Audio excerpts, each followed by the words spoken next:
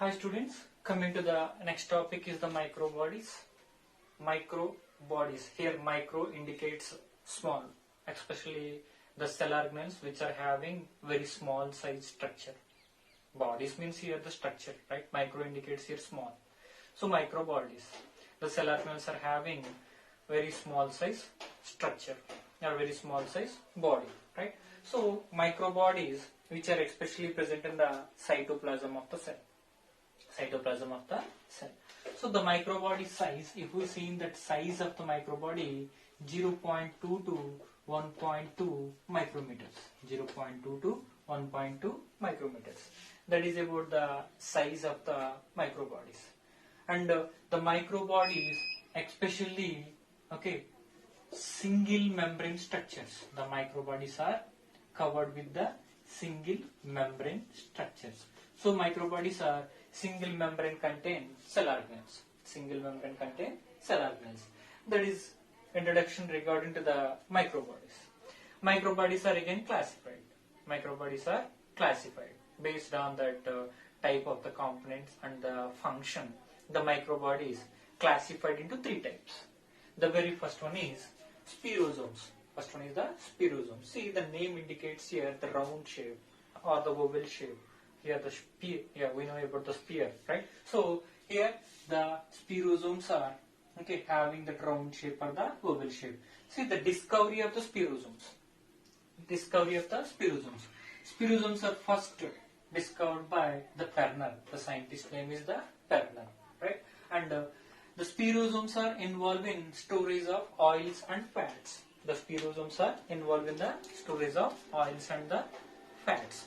See, in the last class, we discussed about the plastids. Within the plastids, we discussed about the leucoplasts. Within the leucoplasts, there is an amyloplasts are there, ileoplasts are there, erythroplasts are there. We know about amylo indicates here storage of starch, right? Ileo indicates here storage of fats or oils, right? And erythro indicates here storage of proteins. Storage of proteins. See why I discussed all these parameters here. See, ileoplasts are involved in the storage of fats and oils, and spirosomes also involved in the storage of fats and oils. These are also involved in the storage of fats and oils. Sir, what is the difference between spirosome and ileoplast? Spirosome and the ileoplast. Remember, ileoplasts are double membrane contained cell organelles. Ileoplasts are double membrane contained cell organelles. Spirosomes are single membrane contained cell organelles. Single membrane contained cell organelles, right? And I already said here which are having the round shape or the oval shape. Round shape or the oval shape. Which are present in endosperm. Which are present in the endosperm of the seeds. So what is endosperm? What is endosperm?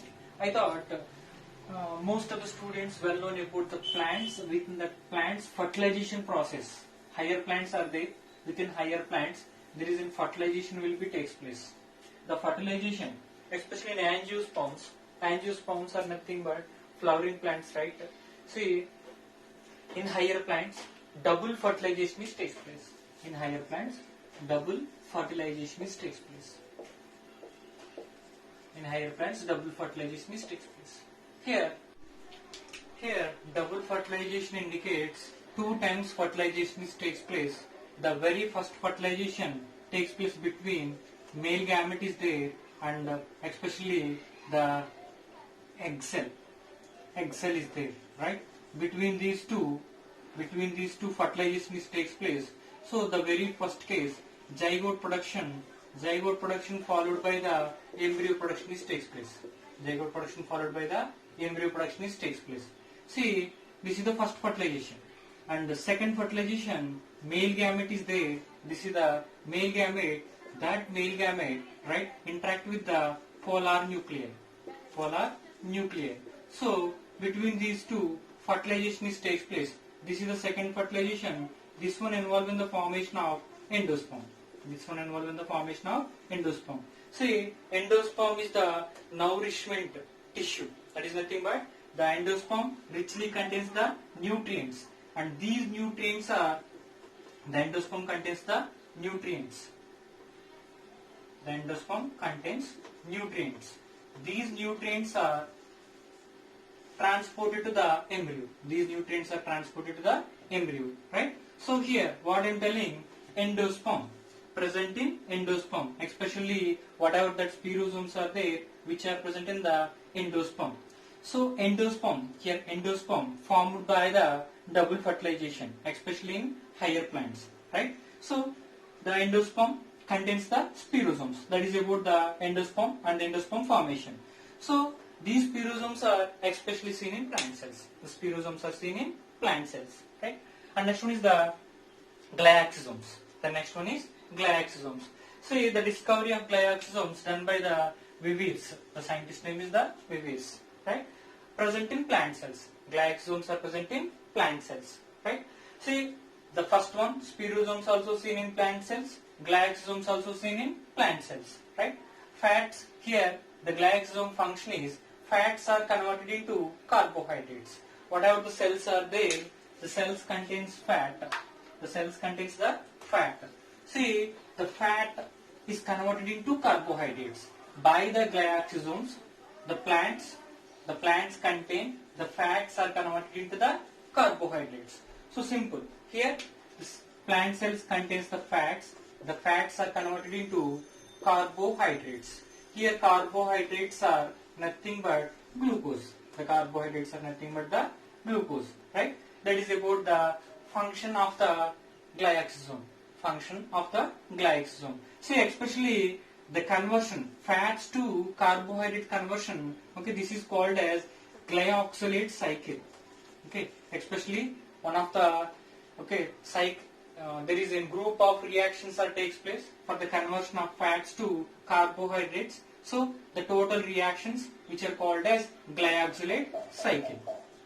Glyoxylate cycle takes place in glyoxysomes. Glyoxylate cycle takes place in glyoxysomes. So how the fats are converted into carbohydrates? For suppose this is one of the fatty acid. This is one of the fatty acid. Okay, within that fatty acid there is an alpha carbon atom is there and beta carbon atom is there, right? So especially the carbohydrates, the fats undergoes oxidation process. The fats undergoes oxidation process. So where the breakdown, especially the fats undergoes breakdown process. The fats undergoes the breakdown process at beta carbon atom. Where the beta carbon atom is present, okay, at that position, okay, the fats are broken down. At that position, the fats are broken down. For suppose this is one of the beta carbon atom, okay, here, right, the fats are broken down. So that one is called as beta oxidation of fats. Right? That is about the beta oxidation of fats. So the fats are broken down, then the fats are converted into glucose.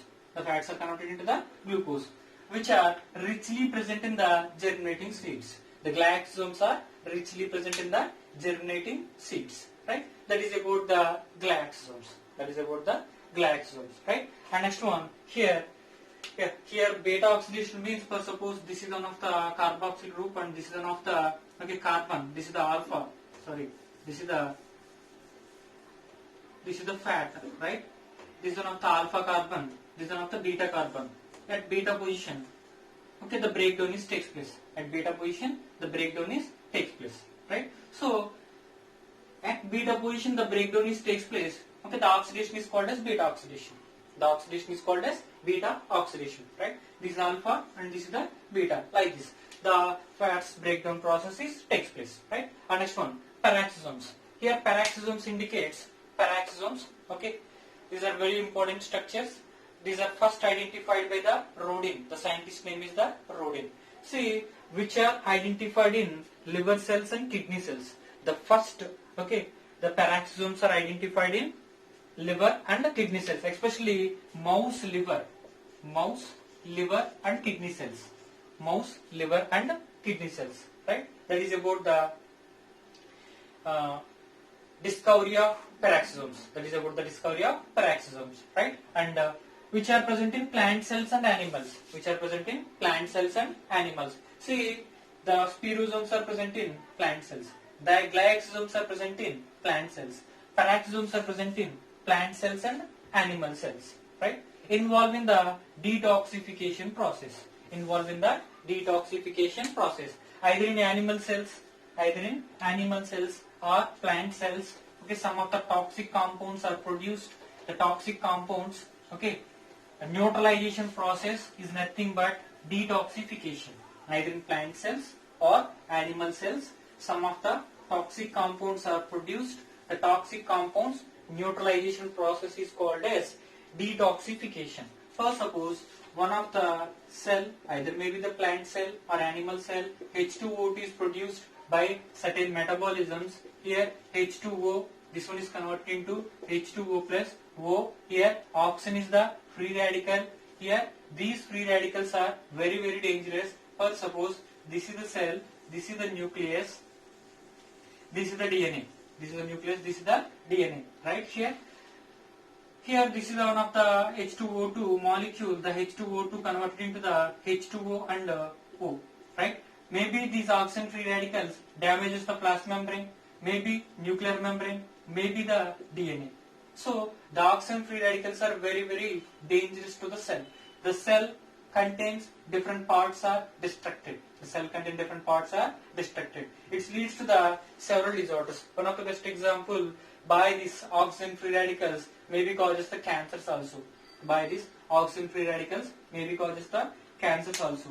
Here I like to say one of the best examples, some of the students are eating pens. See, while the class is going on, that time what a pen cap is inserted the mouth and crushing. Some students maybe have the habit while that crushing takes place, right? The plastic is entered into that inside our digestive tract, right? Okay, that plastic material interact with the different types of acids within our digestive tract, and it's supporting for the generation of free radicals. That free radicals are interact with our digestive tract cells. Then the free radicals damages that the stomach cells or digestive tract cells. Finally, the cells are destructed. So in that cases, maybe generates some of the cancers. Maybe generates some of the cancers. That's the reason why government also banned the plastic, uses of the plastic. So here that is one of the reason. See, so here what I'm telling here. So the detoxification process, H2O2. Here H2O and O. So these oxygen free radicals very dangerous to the cell. So the cell destruction will be takes place. Some of the disorders also caused. So within that peroxisomes, whatever that H2O2 is there in presence of catalase enzyme. The peroxisomes contains the catalase enzyme, right? That catalase enzyme presents the H2O2 molecules. Here 2 molecules of H2O2 converted into 2H2O plus O2. So here this process is nothing but detoxification. This process is nothing but the detoxification. So the peroxisomes are involved in the detoxification process. Next one is the photorespiration. Here photorespiration. I thought in the last class we discussed about the photosynthesis. Photosynthesis done by the photosynthesis is nothing but carbon dioxide, right? Carbon dioxide is converted into the glucose. In presence of the water molecule, the carbon dioxide converted into glucose. So this is called as photosynthesis. See, coming to the next one is, see here the important enzyme is the Rubisco. Name of the enzyme is the Rubisco. Rubisco enzyme have the capacity to interact with the carbon dioxide, and Rubisco enzyme have the capacity to interact with the oxygen. In presence of high levels of carbon dioxide, the carbon dioxide interact with the Rubisco, photosynthesis will be takes place. In presence of high levels of oxygen and low levels of carbon dioxide, high levels of oxygen, right? The Rubisco enzyme involved in photorespiration.